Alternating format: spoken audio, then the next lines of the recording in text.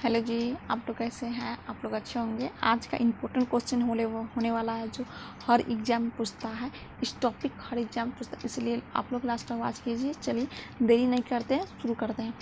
तो बौद्ध धर्म का है, हम लोग का है। बौद्ध धर्म पर हम लोग चर्चा करने वाले हैं, ठीक है दोस्तों। तो बौद्ध धर्म का देखिए, बौद्ध धर्म का संस्थापक गौतम बुद्ध है। खुद अपने गौतम बुद्ध ही संस्थापन किए थे, ठीक है।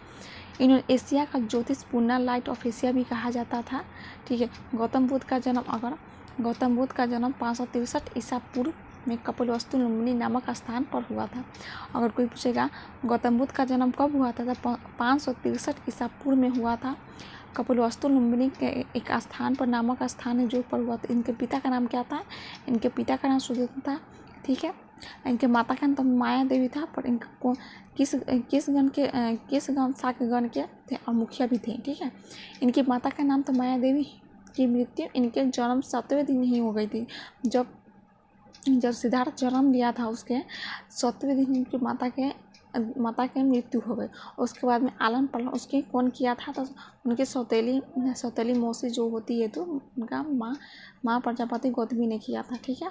तो इनके बचपन का नाम सिद्धार्थ था। क्या था इनका बचपन का नाम? सिद्धार्थ था। इसके बाद में बुद्ध पड़ा ना, जब उनको ज्ञान की प्राप्ति हो गई तब बुद्ध पड़ा। इनके बचपन का नाम सिद्धार्थ था। गौतम बुद्ध का विवाह 16 वर्ष की अवस्था में हो गई, ठीक है। गौतम बुद्ध का विवाह 16 वर्ष की अवस्था में हो गई। यशोधरा के साथ, किसके साथ हुआ था? यशोधरा के साथ में हुआ था। इनके पुत्र का नाम पता है क्या? इनके पुत्र का नाम राहुल था, ठीक है। उनका एक ही बेटा था, पुत्र का नाम राहुल था। सिद्धार्थ जब कपिलवस्तु की सैर पर निकले, तो माने जब वो सुबह निकले थे तो सैर करने में घूमने, तो उन्होंने निम्न 4 दृश्य को देखे। क्या निम्न 4 दृश्य को देखे?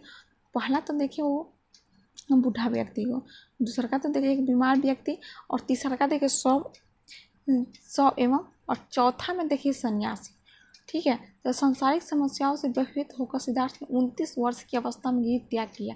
मैंने चौथा आदमी को देख के उन्होंने अपना विचार की और बोले कि ऐसा कदम उठा लिए। तो सांसारिक समस्याओं को व्यतीत होकर सिद्धार्थ ने 29 वर्ष की ही अवस्था में गृह त्याग किया, जिसे बौद्ध धर्म का महाभिष्क्रम कहा गया, ठीक है। गृह त्याग करने के बाद सिद्धार्थ ने बुद्ध को वैशाली की आलर कलाम से शाक्य दर्शन शिक्षा ग्रहण की। माने जब बुद्ध का पहला गुरु कौन था? तो आलार कलाम थे, ठीक है। जो वैशाली ने शिक्षा ग्रहण की। आलार कलाम सिद्धार्थ प्रथम गुरु हुए, जिसे उन्होंने सुनकर ज्ञान के प्राप्त किया। आलार कलाम ने बाद सिद्धार्थ के राजगीर में रुद्र रामपुत्र शिक्षा ग्रहण किया, जिससे उन्होंने योग का और ज्ञान प्राप्त हुआ था।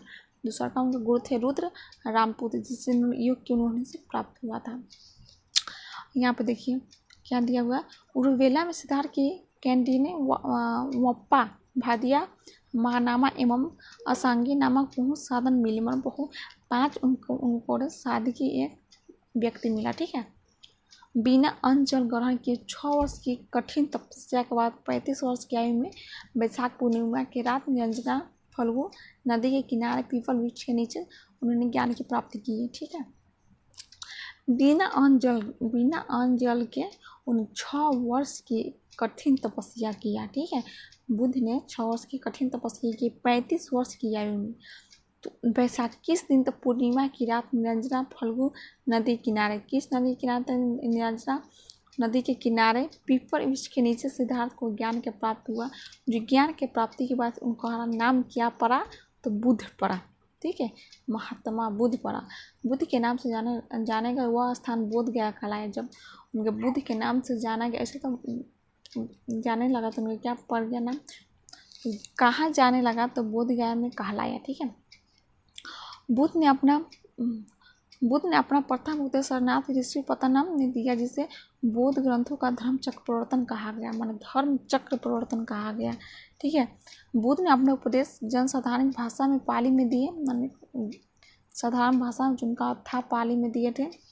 बुद्ध ने अपने उपदेश कौशल वैशाखी कौशाम्बी अन्य राज्य में दिए, ठीक है। स्वार्थिक उपदेश तो दिए थे कौशल देश राजधानी श्रावस्ती में दिए थे। सबसे ज़्यादा उपदेश कहाँ दिए? तो सरस्वती में सबसे ज़्यादा उपदेश दिए, ठीक है। तो आपका आंसर यही हो जाएगा, सरस्वती। तो यहाँ पर देखिए इनके प्रमुख अनुयायी शासक थे बिंबिसार, प्रश्नजीत, उदयन। अद्भुत भात के लेखक थे।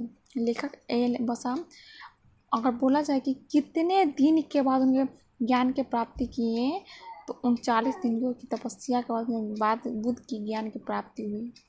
ठीक है।